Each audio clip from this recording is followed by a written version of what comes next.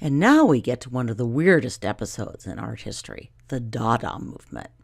I'm going to introduce it with the first few minutes of a video that captures some of Dada's frenetic and playful spirit and its anti-establishment in-your-face attitude.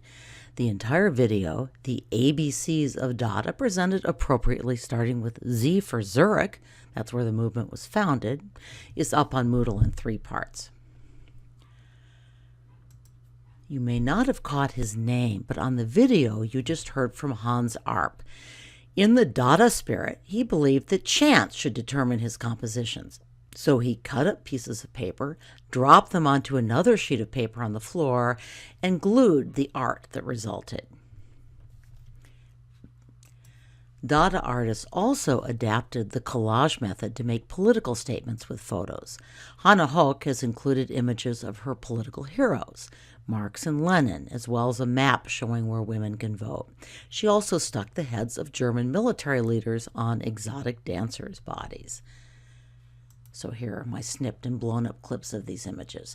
This work no longer appears on the list, but remember that Stepanova's constructivist photo montage does. So, what similarities and differences do you observe?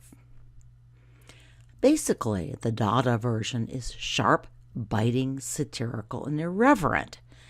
The Soviet version is much more serious. Artists who tried for satire or irreverence toward the Soviet regime tended to end up in Siberia, if not on the wrong side of a firing squad.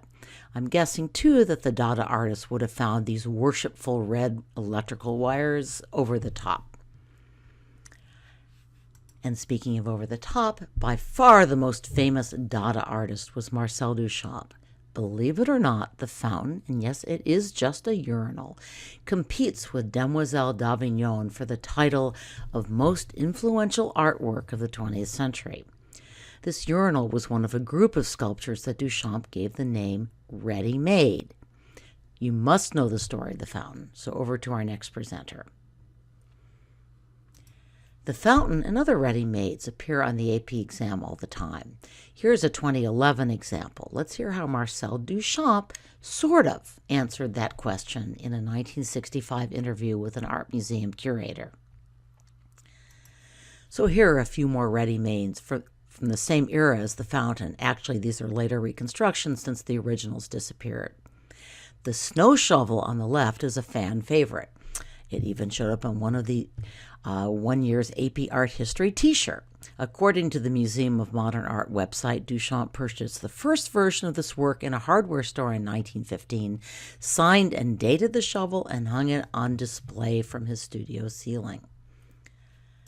This picture of movement shows a kinship with Cubism, Futurism, and also with Muybridge's motion photography. In fact, it may have been based on another Muybridge study, this time an early movie. If you Google the name of this painting and then go to the Wikipedia site, you can see the actual film footage of a nude woman descending a staircase. The Salone des Indépendants, where many of the artists who've been studying in this unit introduced their work, rejected this painting when it was submitted to their exhibition of Cubist art. The jury thought the title was too literary, and probably more significantly, they found the painting too close to Futurism. And there may have been political undertones to this decision. The Futurists were seen as right-wing, and indeed many had become fascists. Would become fascist. The Parisian art scene was, for the most part, committed to socialism or even communism. This painting generated a firestorm of criticism when it appeared at the famous 1913 Armory Show in New York City. This was one of the most important exhibitions in art history. The show introduced American audiences to European modernist artists such as Picasso, Matisse, Braque, Kirchner, Kandinsky, and, of course, Duchamp. It also featured some notable American artists, but they got a lot less attention than the Europeans. That's going to change soon. Here's a photo of the show being set up at the Armory of the New York National Guard's 69th Regiment. And here's a fun anecdote about this show and the Duchamp painting you just saw. After attending the Armory show and seeing Marcel Duchamp's nude descending a staircase, President Theodore Roosevelt wrote, and this is an exact quote, Take the picture for which for some reason is called a naked man going downstairs.